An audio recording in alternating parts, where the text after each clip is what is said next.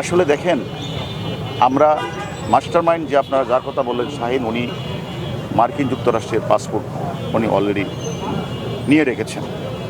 যেহেতু তাকে আমাদের মাস্টারমাইন্ড সে সমন্বয় সাধন করেছে, তাকে তার বিরুদ্ধে ইন্ডিয়াতে মামলা রুজু হয়েছে, আমাদের পার্টিও মামলা রুজু হয়েছে।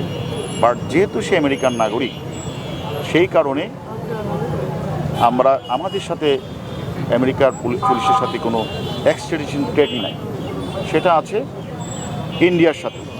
ইন্ডিয়ান পুলিশের সাথে যখন আমরা কথা বলেছিলাম, আমরা ওনাদেরকে রিকোয়েস্ট করেছি, যেহেতু ইন্ডিয়ার কাছেও মাস্টারমাইন্ড শাহিন কিন্তু মোস্ট ওয়ান্টেড এবং মোস্ট নিডফুল কান্ট্রি কিন্তু ইন্ডিয়া।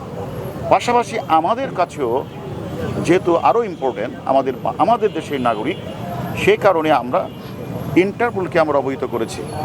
আমরা ডিবি টিম, আমাদের যে আমেরিকান এম্বাসি আছে, সে এম্বাসির সাথে আমরা কথা বলেছি। আমরা মনে করি আমরা সকলেই চেষ্টা করছি, আমরা মনে করি আমরা ইন্ডিয়া চেষ্টা করছে, আমি মনে করি তাকে ফিরিয়ে আনা যাবে। এটা আসলে এটা আমাদের কোনো বাংলাদেশের পার্ট না, এটা ইন্ডিয়ান পার্ট।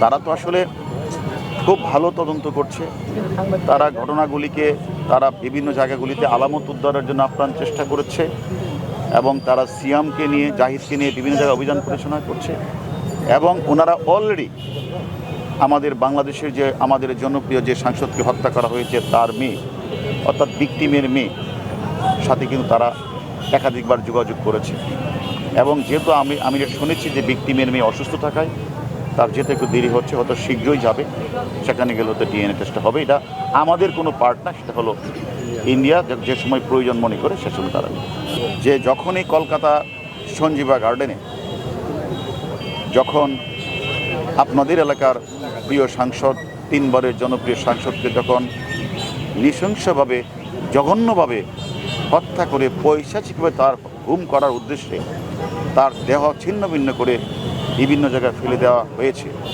তার ধারাবাহিকতা কিছুদিনের মধ্যেই কিন্তু আমরা এই যে যাদের নাম পেয়েছি মোটা দাগে সবাই কিন্তু বাংলাদেশি 7 জন ছিল অংশগ্রহণের মধ্যে কিলিং মিশনে। তার মধ্যে আমি তো বলেছি অলরেডি 5 জন ইন্ডিয়ার পার্টি আমাদের পার্টি গ্রেপ্তার হয়েছে, 4 জন অলরেডি 164 করেছে। আমাদের অনেক অ্যাচিভমেন্ট অর্জিত হয়েছে। তবে আপনারা যে কথাটা বলেছেন যে বাকি 2 জন যে কিলার বাকি আছে, আমাদের টিম কিন্তু বসে নেই, সারা বাংলাদেশে অভিযান পরিচালনা করছে। আমরা মনে করি যে আমি তো আপনাদেরকে বললাম, আমরা আশা করছি আপনাদেরকে যদি আপনারা আমাদের দোয়া রাখেন, আমাদের প্রতি যদি ভালোবাসা রাখেন, আমরা শীঘ্রই আপনাদেরকে সুখবর দিতে পারব।